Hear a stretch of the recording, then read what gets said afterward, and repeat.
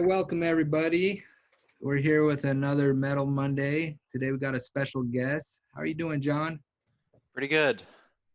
Happy to be here. Great. If you just want to kind of introduce yourself and give us a quick background, that'd be Yeah, great. sure.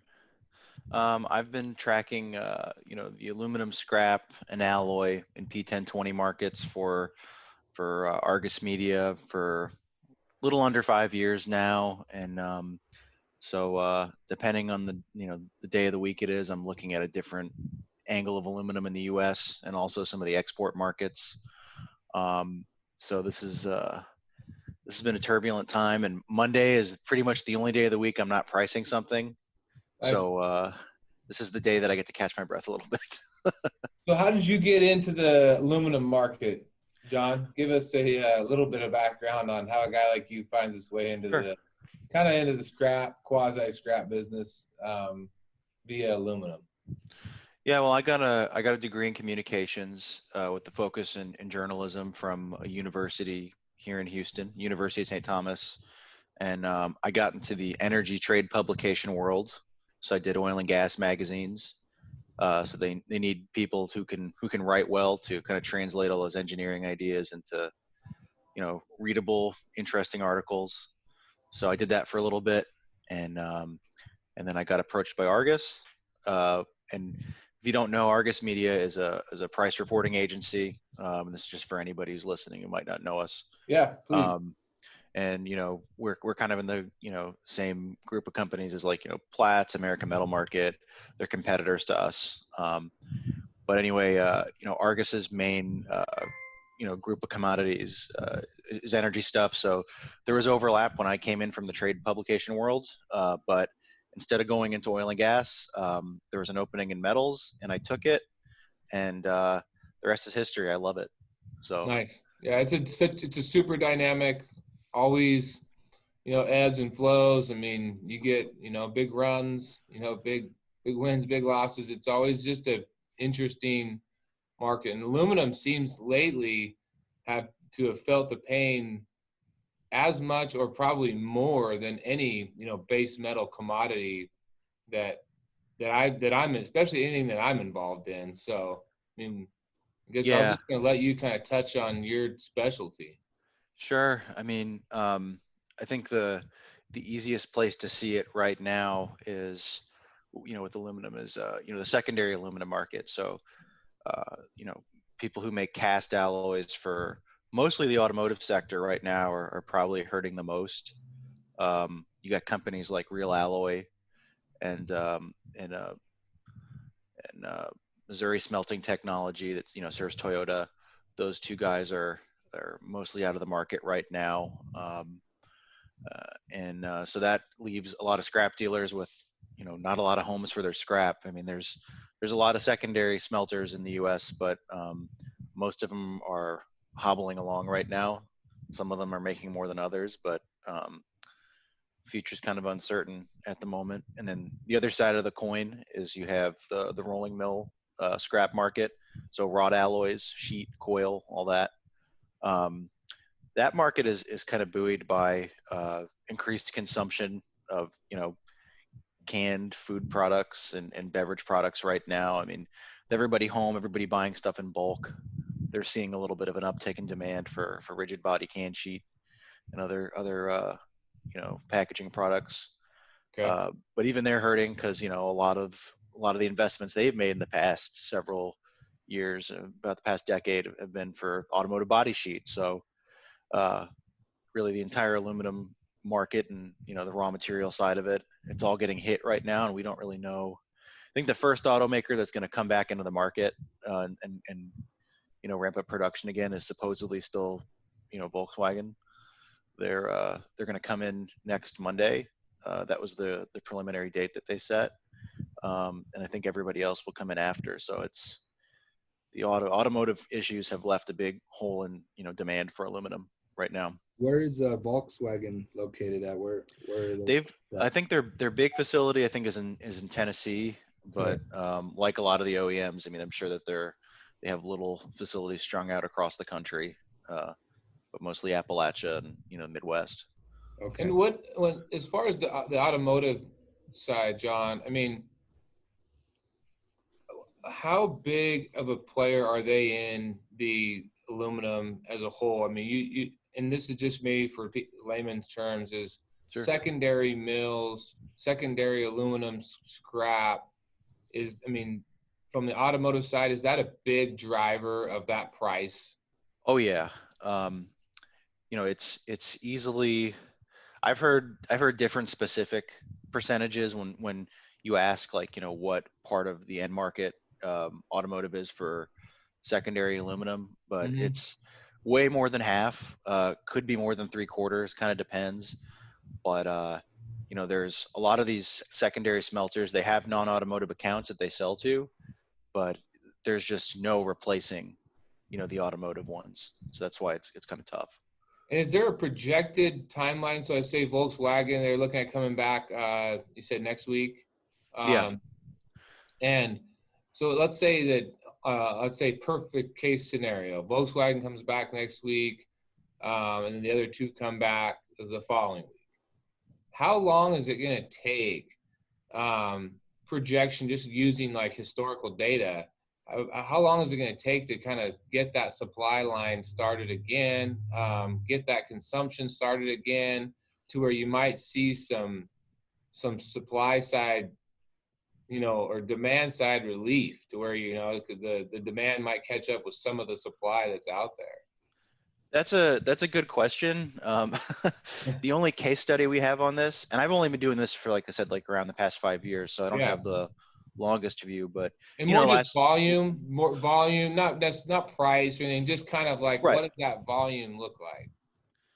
it's tough to say, but I mean, I think that you had like a mini example of this last year at the GM strike. I mean, there was a lot of disruption to the secondary aluminum world, and they actually bounced back okay from that. I mean, there wasn't any major bankruptcies on the smelting side, as far as I know, and I'm not even sure whether there are any major die caster ones. But uh, I think this one has been going on for just 3 weeks now. I can't remember how long the GM one was, but I think they're pretty close at this point in length. Um, but it'll depend. Whether the OEMs extend their outages more, because Mm-hmm. originally, right out of the gate, a lot of them were like, yeah, we'll be back like early to mid-April, and that didn't happen. Yeah. And it's probably the right thing for them to do. I mean, um, sadly, it's tough. It's a tough decision. But one of the big secondaries that's not real alloy, according to a vendor letter I got from somebody, in late March, they could be back in the market this week, receiving scrap again. One of the big ones that kind of serves automotive. Mm-hmm. Real alloy has not really indicated what they're going to do.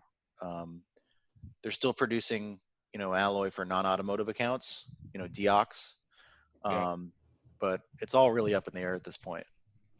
Yeah, it's such a crazy time. There's so many variables, there's so many twists and turns. There's really no way of predicting, the road. It's super dynamic, and I assume that, I mean, a lot of that keeps you on your toes as far as trying to figure Oh out yeah, where, pricing could go, where volumes could go. I mean, I could see how that is. I mean, one decision today by the government can affect, the next 2 weeks, and we don't know where that's going. yeah. Like here in Texas, where the governor has kind of started opening the state back up, and it's a pretty slow process. It's nothing. I think teleworking is still going to be going on for a while, but it's so state by state. That's the thing that's tough. And while a lot of secondary aluminum capacity and a lot of rolling capacity is consolidated in the Midwest, there's some in the Southeast as well, just kind of a patchwork. Yeah. Doesn't sound like there's going to be any federal order just top down, like we're opening everything up. Everybody's got their own different responses. So what else? Like, what is worth noting on the aluminum side? I mean, you're so in touch with that market. I mean, what out there, value wise, can we supply the recycling community? The whoever's paying attention, who's interested in that market. I mean, what are you seeing? Is there anything else that's really worth noting, that's going on? Yeah, one thing that's kind of interesting, kind of switching gears and going back to the rolling mill scrap again for a minute. Um, one of the things to note is because of COVID, the LME price has fallen, for most base metals pretty low, and then the physical metal premiums for aluminum in the U.S., the Midwest premium, it's Hmm. also very low right now. So What is the Midwest premium today? Midwest premium for us, I think we have it at a midpoint of like 10 and a half. Yeah. So it's not historically low. That's kind of where it should be. It should be 10 and lower Uh-huh. without external factors. But obviously, we've had quite the past couple of years, with the 232 and all that driving it up.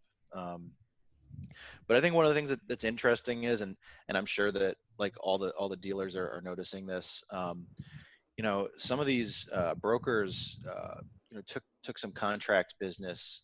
They negotiated it at the end of 2019 for 2020, and the Midwest transaction price was at a certain level. It was like, I think it was like $1 or above at the end of last year. Things move so quickly. I always have to check myself, so that's why I'm kind Yeah, of yeah, no, hedging myself with especially that. yeah, in aluminum right now. But now it's I think it's like it's in the 70s right now. So basically if they they negotiate, I'll go and buy this many loads per month of painted siding for this one mill at 40 under, let's say, and now with the LME so low, the spreads for spot scrap sales have tightened because with the LME low, the dealers want more money to be compensated, so they don't lose their shirt.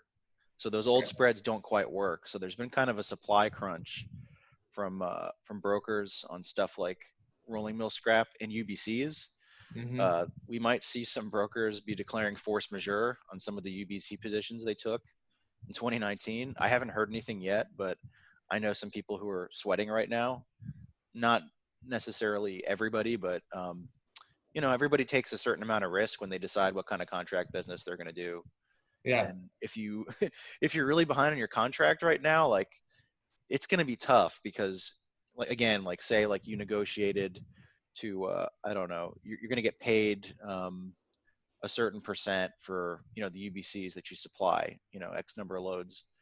If you try to go into the market and buy at that spread today, you know, and you haven't tightened it up to reflect, you know, the tightness that's going on right now with collections, with COVID keeping people from getting scrap into the yards, et cetera. Yeah. Like people might laugh at you. You're not going to necessarily be able to buy against that, and that's an interesting phenomenon we're seeing right now.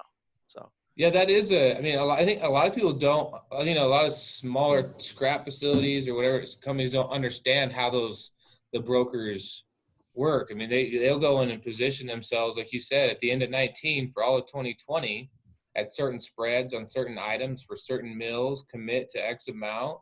And there are years when that's a great thing to do, right? And it's usually when the mhm, market's flat to climbing. right. When it's volatile and you get these big swings and all the swings are down, that puts you in a tough position because you've already negotiated the spread. Um, And what we've and so, heard too is that, and this is like, I guess, really the thing to watch, and the thing that the reason why this might have a lot of consequences. A lot of the rolling mills that agree to that contract business, at least one major one that I know of through a couple of brokers, is like not really willing to renegotiate those spreads to reflect today's market because they're like, well, you agreed to that. Like we agreed to outsource that risk to you. You agreed to do it. Now we're not going to let you go back on it, which is tough because it's like that just means if you're a broker to fill that contract, you might have to lose money for a while. Which I mean, in any contract business that happens. You're in the red a little bit some of the time, and hopefully you're in the black most of the time. But you could be really, really in the red for a while on some of this stuff. So yeah, does it make sense and this is just, it has really nothing to do, I mean, necessarily with you, but does it make sense to sit down with, I mean, if you've been a consistent supplier to that rolling mill, you have good contacts out there, you have good suppliers, does it make sense for them to at least sit back down at that table and say, yeah, we realize nobody saw this coming, but we're worried about 2021 as much as we in 2022 as we are about 2020. I mean, do we sit back down and try and find something that, what's the number going to be that you can still get me the material I need to supply my rolling mill and keep pushing forward? I think that's probably going to have to happen if we consider if we continue to have, you know, this kind of nationwide shutdown where you know, retail scrap business is slow, scrap collection is slow, and then on top of that, the spreads don't make any sense. Because I mean, you know, a consumer can go like, well, you got to fulfill that contract order, but if everybody declares force Yeah. majeure, it becomes the consumer's problem again. You know, I mean, Yeah. they can take you to court later or like try to dispute it, but at the end of the day, they don't have that scrap. You know, so Mm-hmm. Yeah. John, I mean, nothing you can do at that point. I got a right. question for you that our customers and our retail traffic. Do you have a quick answer to why you see such a swing from like aluminum rim pricing to like sheet aluminum? You know, a lot of people look at it and say, hey, this all aluminum, you know, and we know there's different commodities, and we'll educate our customer and explain it to them. But can you explain that a little bit? Yeah. I mean, like just how those different prices move, like how one of them's more Yeah, volatile. why the different type of aluminum's worth different values, you know? Yeah, and you know, most of it is basis. Well, there's two things. The first one, you know, recovery. Um, the cleaner it is, less contamination, um, the easier it is to melt without complications. That's one. And then secondly, it depends on the kind of consumer you're dealing with, because you know the secondary smelters, you know, they'll buy stuff basically. Availability is what kind of sets their price, you know, Mhm. supply and demand. And but then the rolling mills, which they're all big public companies for the most part, they look at the Midwest transaction price for P1020, and you know, when that changes, it'll cause you know, their bids for scrap to change. But if you're a secondary smelter, you might like see the Midwest transaction price do something, and you're like, I don't care, you know, Yeah. it doesn't concern me. And that's why sometimes you see like weirdly wide ranges for old sheet, because there are some rolling mills that buy old sheet, but also secondaries buy it too. Mm. And sometimes the transaction price goes nuts, and this, you know, rolling mills need it. They might get real aggressive. But yeah, it's recovery, and it's who's buying it really. You know. So, as kind of a add-on to that question, we'll leave you alone after this, but No, I'm what doing it.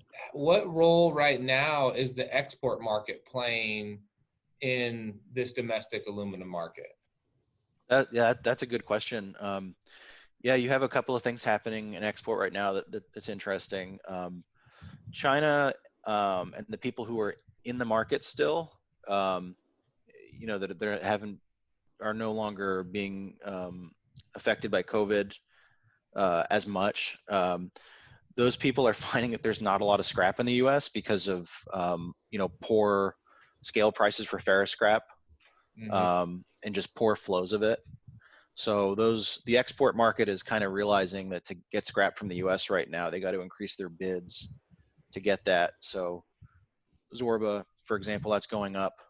But it's interesting because you have some, you know, economies that are out of the market right now, like India. India is still in lockdown, and they're a pretty big determining factor in, you know, export pricing. And uh, they're just totally out right now. There's a lot of no quoting going on because they're trying to approach the COVID outbreak pretty aggressively. So right now you have a situation where China's pretty active and India is not very active. And then again, you have that, you know, low availability of U.S. shreddables that go and make the Zorba. Strength of the dollar doesn't, you know, that plays a big role, I Oh believe. yeah, for sure. And that also plays a big role in base metal pricing in general too. You know, what Yeah. the LME is doing. You'll see the LME pop a little bit if the dollar goes a certain way, if it weakens a lot.